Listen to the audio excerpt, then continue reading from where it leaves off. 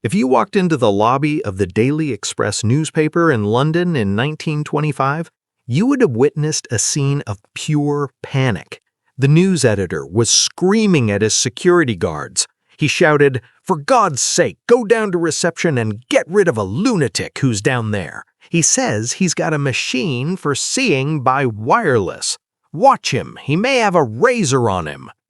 The lunatic was a sick, broke, desperate Scottish engineer named John Logie Baird, and the editor was right to be scared. Baird did have a razor, but it wasn't a weapon. It was made of glass, it was probably broken, and he had invented it himself. We are taught that television was a corporate victory, a smooth transition from radio to screen brought to you by giant, clean companies like Marconi and RCA. But that is a lie. The screen you're watching this video on right now, it wasn't born in a sterile corporate lab with white coats and clipboards. It was born in a dirty attic above a sex shop in Soho, built out of an old hatbox, a bicycle lamp, and a coffin lid by a man who electrocuted himself so many times his hands shook. History says Baird was a loser, a man who bet on mechanical TV and lost to the electronic future. But today, we're gonna flip the script, because while the world laughed at his spinning discs, this lunatic was secretly inventing radar, fiber optics, and 3D color TV in the 1940s. Welcome to the 100-year war for your eyeballs.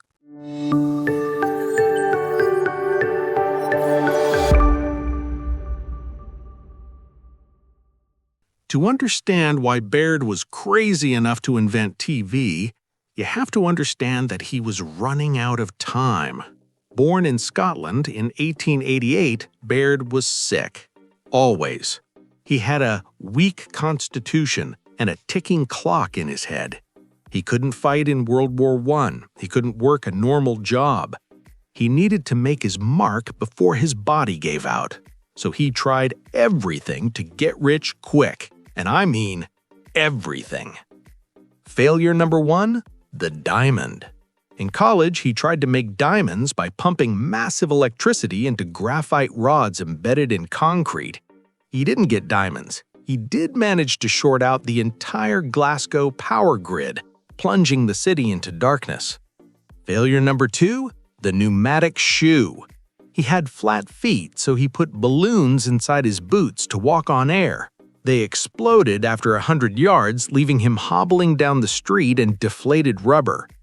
He finally had a hit with the Baird undersock, a sock sprinkled with borax to cure trench foot. He made a fortune. And then he lost it all. He moved to Trinidad to open a jam factory.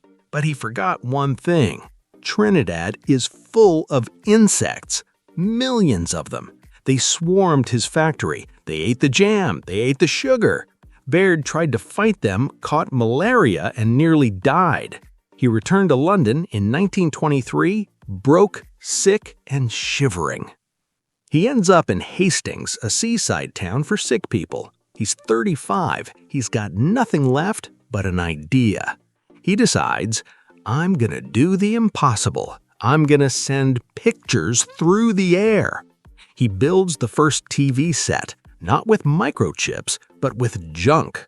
He buys a hatbox to make a spinning disc. He uses scissors, darning needles, and sealing wax. He mounts the motor on an old tea chest. It looks like garbage, but when he spins it, it sees. Here's the problem. His system was mechanical. It used a Nipkow disc, a spinning circle with holes. Think of it like a lighthouse. A lighthouse shoots a beam of light in a circle. If you spun a lighthouse beam fast enough across a dark room, you could scan the room. That's what Baird did. He blasted a subject with light through the spinning holes, but the sensors in 1924 were trash. They needed light, an insane amount of light. He needed industrial floodlights. The heat was so intense that if a human sat in front of the camera, they would literally burn. So Baird hired an actor who couldn't feel pain. Meet Stooky Bill. Stooky Bill was a ventriloquist dummy. He had high contrast, he didn't blink, and most importantly, he didn't scream when his hair caught fire, which it did often. On October 2, 1925, Baird finally got a clear image of Bill, but he needed a human. He bribed the office boy, William Tainton, to sit in the chair. But here's the weird part. Because the early sensors were red blind, human faces looked like ghosts. To be seen on TV, you had to wear blue lipstick and yellow makeup. Imagine the first TV stars sitting under blinding heat, painted like depressed clowns trying not to pass out. That was the glamour of early TV.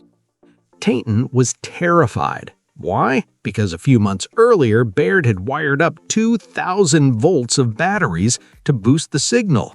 He touched a live wire and was blasted across the room.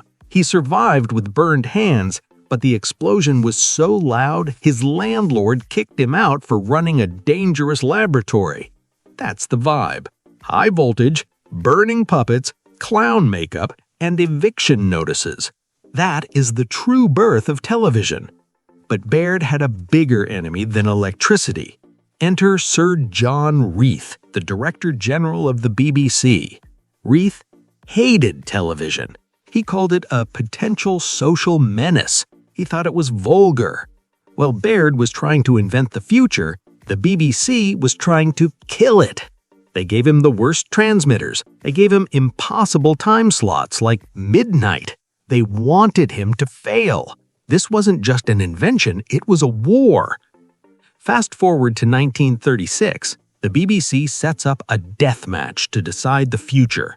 In one corner, the Baird Company using the mechanical system. In the other, Marconi EMI, a giant corporation using the new cathode ray tube.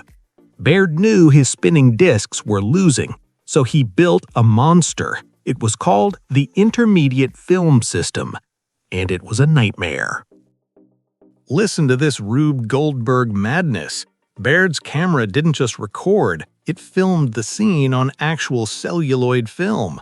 The film went into a tank of cyanide and developer fluid inside the camera base, got developed in 64 seconds, and was scanned by a laser while still wet. It was a chemical plant inside a TV studio. If a bubble formed in the tank, pop, a giant black hole appeared on the screen. Because of the developing time, there was a 64-second delay. The audio had to be delayed to match. If the film snapped, the show was over. It weighed a ton and was bolted to the floor. Meanwhile, EMI's camera was silent, portable, and electronic. Baird was fighting physics, and he was losing. November 30, 1936. The trials are happening, Baird is struggling, and then the universe punches him in the face. The Crystal Palace, the massive glass exhibition hall where Baird's labs were located, catches fire. It is a towering inferno. Baird rushes to the scene. He watches 10 years of work melt. His prototypes, his records, his chemical cameras, everything. 2 months later, the BBC chooses EMI. Baird lost. The Lunatic was finished. The establishment had won. Baird went home to his wife, sick, broke, and defeated. Or was he?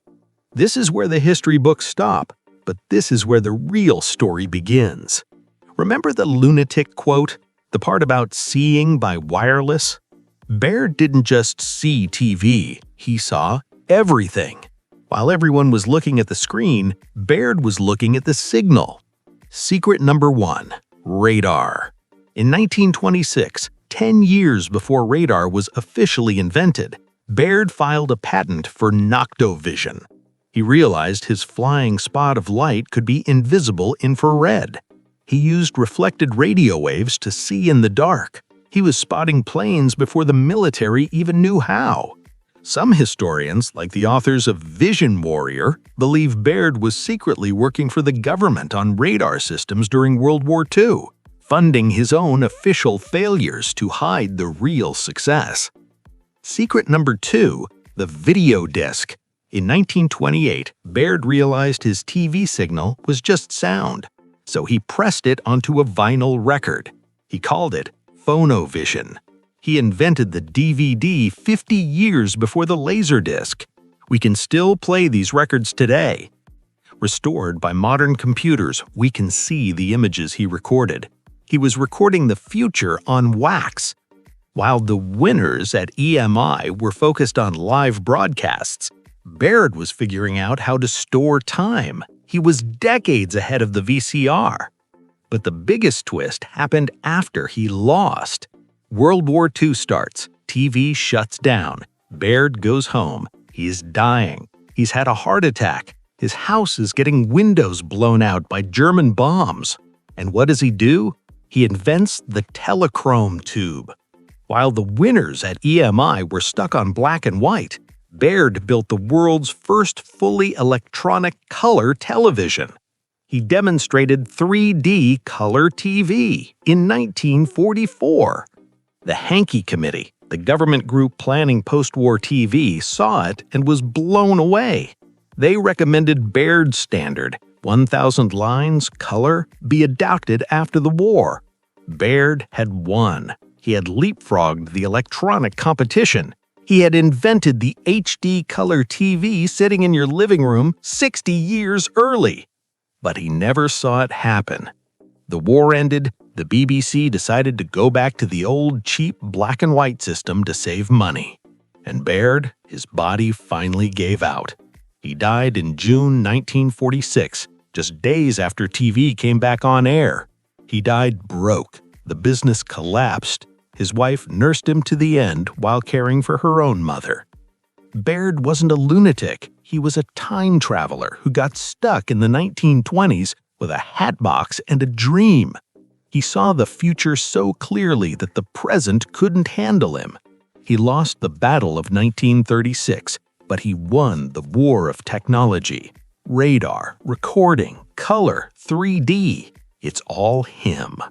So next time you binge watch a series in 4K, pour one out for Stooky Bill and watch out for the glass razors. Thanks for watching. If you want to see the actual patent for the flying spot scanner, check the link in the description. Like and subscribe for more history that textbooks forgot.